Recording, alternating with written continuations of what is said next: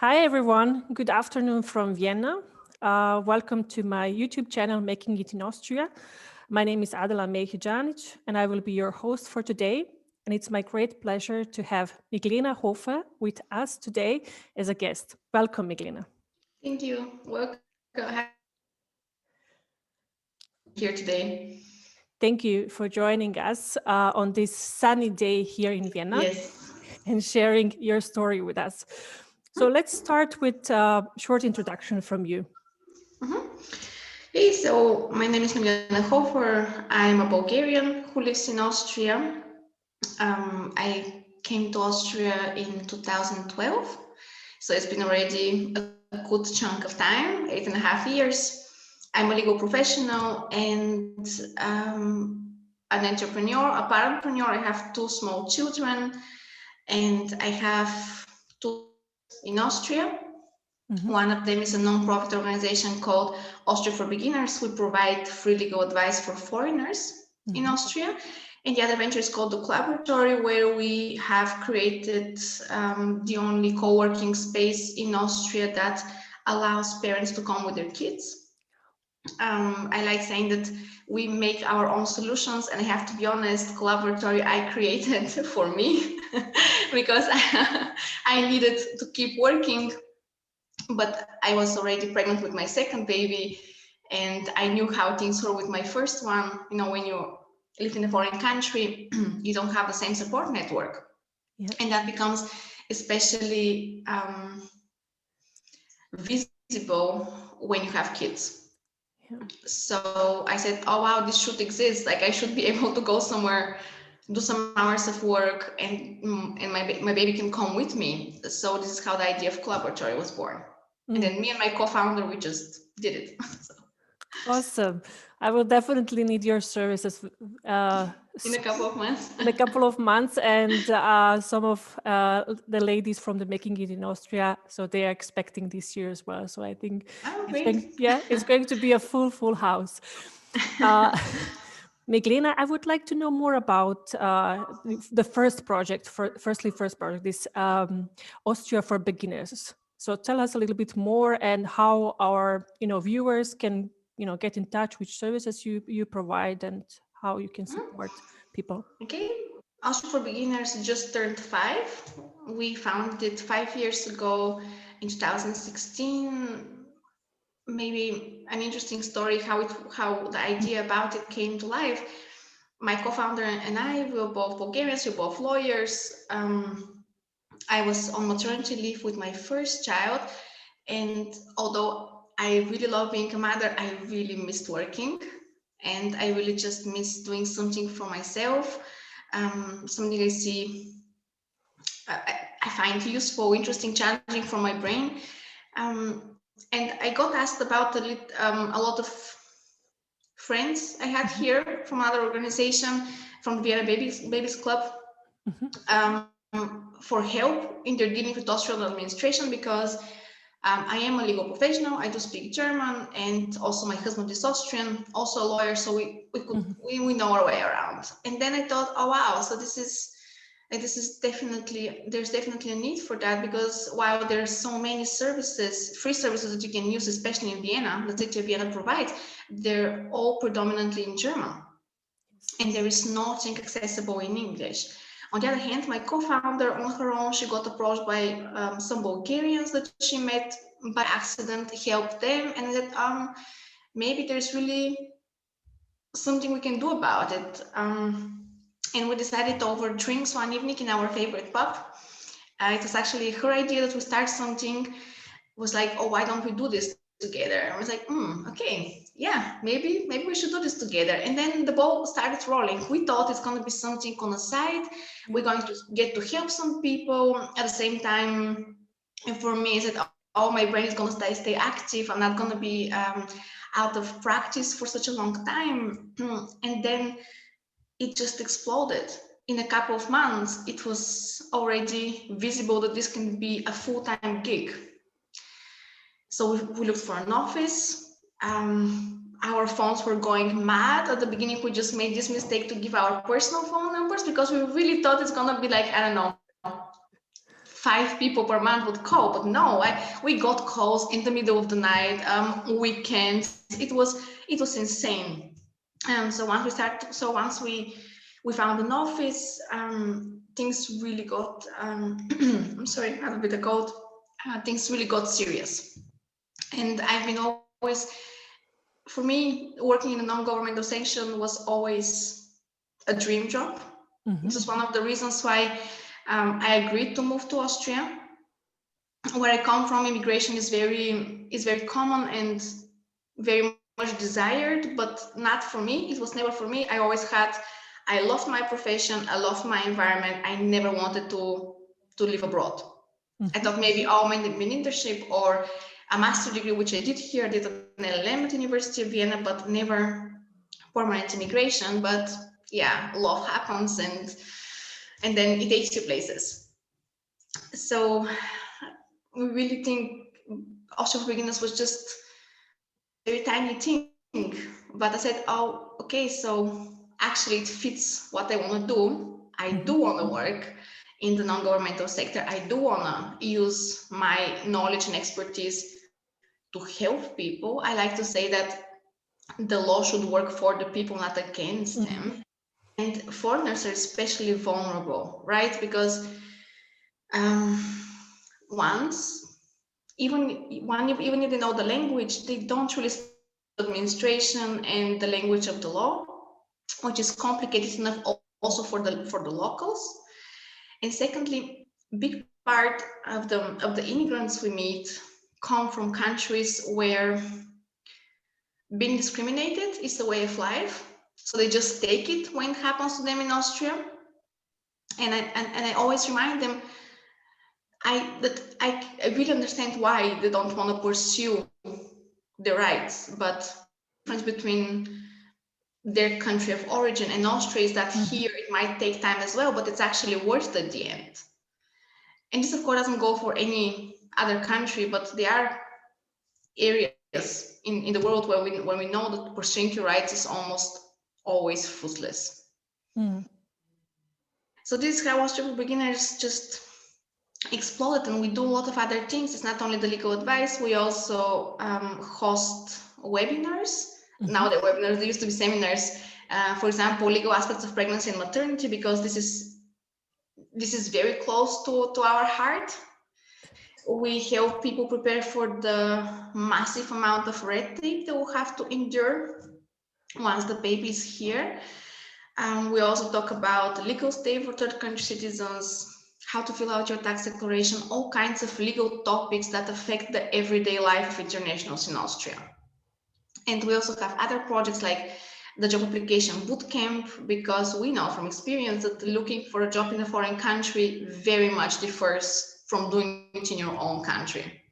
Everything is different. The way your CV should look like, what your picture should be, what kind of information you should include, how you conduct yourself during the interview, and so on.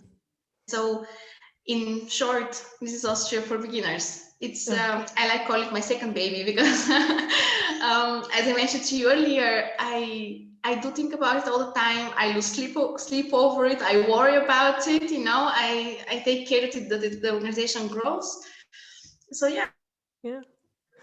That's such an important topic, and I can definitely relate to that. So to all the points that you have said, it's the legal system is definitely different story. And as you said, even if you speak perfect German, the law language is a very different language than the language that we use in a daily business life and chit chats and yes, coffee absolutely. talks. Definitely different story. How about the Collaboratory, Miglena? Do you provide kind of services for the kids while they're there with the moms? Right. So Collaboratory for us came as a natural second step from Austria for Beginners. We work. I have to say, in Austria for Beginners, we work with people from all walks of life. We work with Roma families from the Balkans, everything from the Roma families from the Balkans to executives in the UN. So everything in between is our client. We work with people, over 3,000 people from over 50 countries so far. And usually, once we help them settle in and just, look around a little bit and adapt a little bit, always the question comes, what do I do here with my life? I don't speak German. This is especially for the partner who has followed. And I don't speak German, but I'm so skilled. I have all of this working experience, and yet I can't find a job. What's going on here? I thought that maybe for a lot of people, self-employment is the answer. And this is how the idea of Collaboratory was born, because we thought, wow, we really need a space for our community, for the international community, where you can speak German if you like. It's completely fine, but you don't have to speak German. If you have children, you can take them with you. In the days we provide babysitting service, and we're the only space that provides that in Austria. And of course, you can have the legal support that Austria for Beginners, who is also in the Collaboratory, of course, provides. And the thing is, no matter how skilled you are, no matter how capable you are, you still have to meet people to sell those skills to.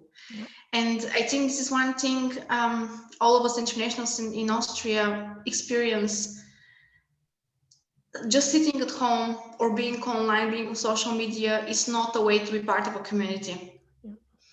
I'm sorry, I'm not a big fan of the new normal. I can't wait to go back to the old normal. I think nothing replaces face contact. Doesn't have to be daily, but it still has to exist. So we thought, okay, yeah, so we're gonna do that. Collaboratory is gonna offer a community of people who share your background, know your struggles, so you can always have a chat with them, of people who are capable and motivated, and they want to do their own thing, and they just need a place to do it. So this is Collaboratory. Wow. Projects after the projects, even, I could listen to you for hours. And I cannot wait, to come and see at the Collaboratory. You're welcome anytime. And as you said yourself, everybody, I'm the one as well who's missing, these people, missing these chats, missing this, meeting next to a coffee machine and just meeting people without the agenda, without the Zoom call and absolutely, so on. Absolutely. Miglena, this sounds very much like you didn't have many challenges, but I would like to know a little bit from your, how did you end up in Vienna? So you said like for studies, like love. So how was it at the beginning? Did you know the German language? How was it? So as I mentioned already, I'm a legal professional. And while I was still studying, I was part of the Bulgarian branch of this international organization for law students. It's called ELSA. So twice a year we have this massive summit. If you can imagine, people from the age of 19 to 27 from 35 countries meet for a week locked in a hotel to work on a lot of work. I have to say, these are law students, so it's a lot of work, but also it's a lot of partying, obviously. And I happened to meet my future husband there. We met. It was amazing. I didn't think it's gonna go anywhere, but then he booked his ticket to Bulgaria just after I left. So we very quickly started actually dating and having a long-term relationship, and we're flying here and there. He also moved to Bulgaria. He lived in Bulgaria for a year, but we realized that unfortunately his Bulgarian is never going to be good enough for him to work as a lawyer in Bulgaria. And we said, okay, let's try the other way, and this was a very hard decision for me, because as I mentioned at the beginning, I never wanted to leave. I was perfectly happy, but I knew that if we were to be together, which I very much wanted, he wouldn't find something good enough to do in Bulgaria. So I moved to Austria. I got accepted to this LLM program at the University of Vienna. For the first year, it was absolutely amazing, really great experience for me. And then we married after that, and quickly after that, I got pregnant with our first child. So it was a bit of a fast start for me. I had to be here, but it was also hard because everyone I knew from my master's degree left Austria. And so I found myself pregnant and absolutely alone. And it was really, really difficult. It was really depressing, and my pregnancy was quite hard until I found out by accident about this organization, the Vienna Babies Club, which is now the Vienna Family Network.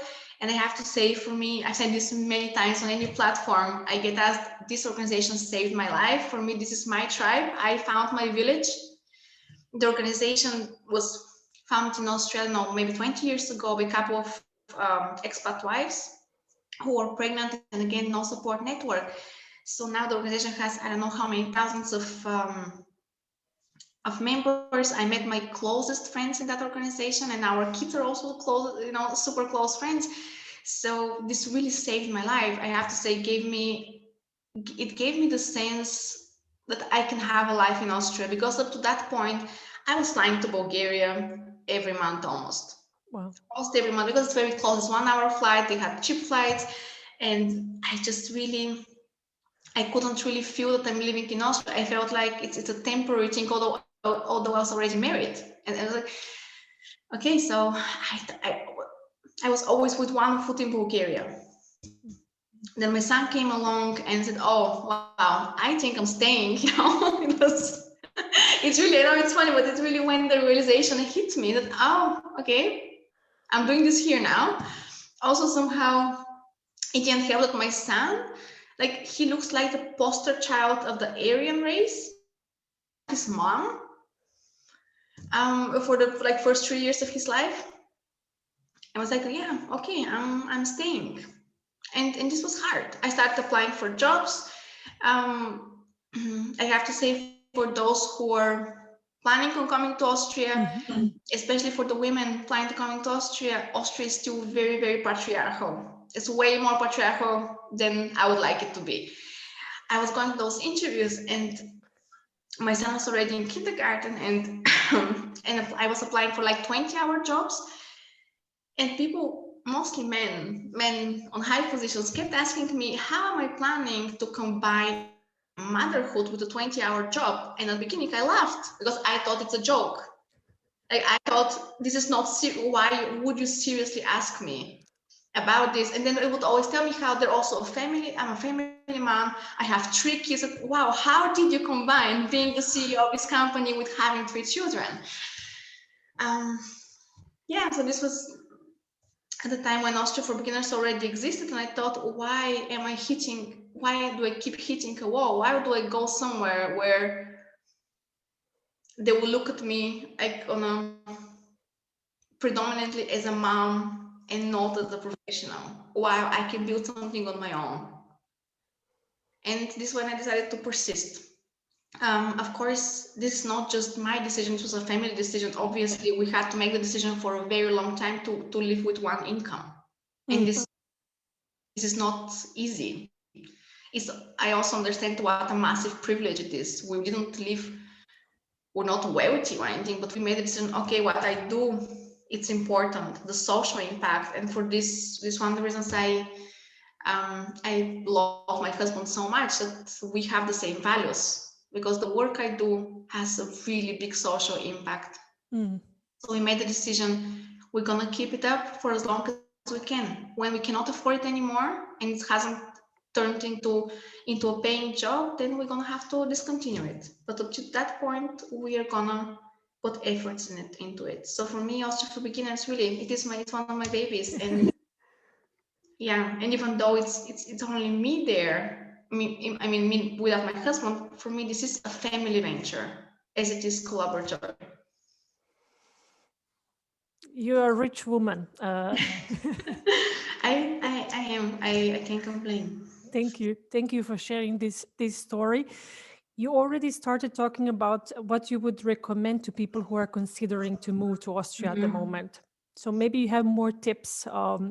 If you I have thousands. I have thousands of tips, because I mean, as I just find out, I do this for a living. First thing I would say, get your documents in line before you come to Austria. Inform yourself before you come to Austria. Be mindful of potential frauds. It breaks my heart. It breaks my heart how many foreigners fall for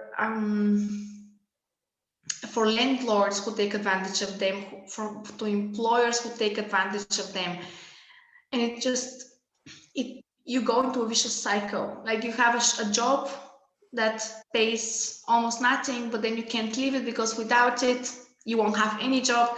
And especially now, of course, because of the pandemic, it's way more difficult to find a job in Austria. Austria's never experienced such a high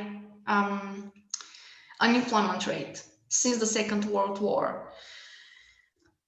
So my advice would be, for sure, research your stuff in advance. You can reach out to Austria for Beginners, obviously, for help. Our consultations are completely free of charge. You can also, if you speak German, you can also find a lot of information online. And this goes also to my other big tip. Unless you have a job offer that doesn't require German language, start learning German before you come. Every little bit helps. I think that you don't have to know German to live in Austria. You don't have to. But I think it's really beneficial and can only work in your favor. Okay. So those are my two main tips. Research what you have to do, what you have to provide in advance, and start learning German. Thank you, Miglena. How about networking and mentoring? So those are as well two topics that both of us are very, very passionate about, and some of them you have mentioned. But maybe you want to share some of other tips. So how do you network nowadays? How do you meet people? How important is that for you? I think this is one of the biggest challenges for foreigners, because once you become the foreigner somewhere, you realize your footing. Like in your home country, you always know whom to call to ask about something, whether it's recommendations for simple thing like a dentist, or a lawyer, or I don't know, insurance broker, whatever it is, you always know whom to call. And I think it's one of the big challenges for foreigners, know whom to call. It actually starts from there. I mean, of course, nowadays, thanks to Facebook, this is a little bit easier, but it's just random people telling you random stuff. And trust me, I follow all of those groups for work. And 70%, I might say, of the advice given is wrong. It's simply incorrect. So I think finding a network that you can join, a community you can become part, is very essential. It's crucial. For me, it started, as I said, with the Vienna Babies Club. And then, of course, now I'm part of many different organizations, but this is where I started because it was what I needed at the moment. And Vienna offers that. Vienna actually has really big amount of organizations that you can join. Another excellent organization is the Professional Women's Network, for example. I think we're both members of the Professional Women's Network. It's a great organization, and now it's also open for men, as I understood. Yeah, so you don't have to be actually a woman to join. It's also open for men. They host events that you can join. They have those talks. And something I just now took advantage of, and I regret I didn't do it earlier, is a mentoring program, for example. I joined the mentoring program of the PWN, and I'm so thankful. I actually saw that my mentor was your first guest. Sam. Sam is my mentor. I'm so thankful. It's amazing. I've never had like a really official mentor before in my life. And I can recommend it to anyone. Of course, then it has to be the right mentor for what you need. But it's been amazing. It's been such a great resource. Absolutely. Hi, Sam, if you're listening to this. Hi, Sam. He's a great guy. Absolutely. He really is. It's super knowledgeable and absolutely impressive journey, I have to say. I mean, yeah. Yeah. We used to work so our offices used to be next to one another. So that's how we met in the DC Tower. And I told him back then about the about the PWN, about the mentoring program, and he joined. Oh, I'm so happy you told him. And he definitely lives what he preaches, so it's all, marketing, sales. So that's his big thing, and he could talk about it. No, absolutely. And for me, I have to say, for my business, half of my job is doing the marketing, and it takes so much time, and I have zero expertise because my expertise lays in legal and business consulting, and it's a tremendous help. Yeah. Excellent. The power of networking. Thank you, Miglena, for sharing. Before we wrap up, I would like to ask you what are you reading at the moment? So what would you like to recommend? I'm reading at the moment the book My Own Words by Ruth Bader Ginsburg. But something I read before that really stayed with me. It's called Eleanor Oliphant is Completely Fine. It's a debut novel of a Scottish author, and it's so good. It's about, I think it's so current as well, because the main topic is loneliness, being isolated, very, very up to date. And the protagonist is actually a 30-year-old, because we never think about being lonely when you're 30. When you picture someone lonely, it's always someone old. Yeah. So it's a really great read. Yeah. So I will link it in the comment section of this interview, so people can check it out. Thank you, Miglena, once again for joining us today, for sharing your insights. Thank you for inviting me. Yeah, thank you so much. It was a great pleasure. And thank you all for watching this episode. If you like, please comment, subscribe. And if you have any guests that you think you would fit for this channel, please let me know. You can find me on LinkedIn, or you can just easily write in the comment section or send me an email. Thank you all. Have a great afternoon, and we talk soon. Bye. Thank you, Miglena. Bye. Thank you, Dela.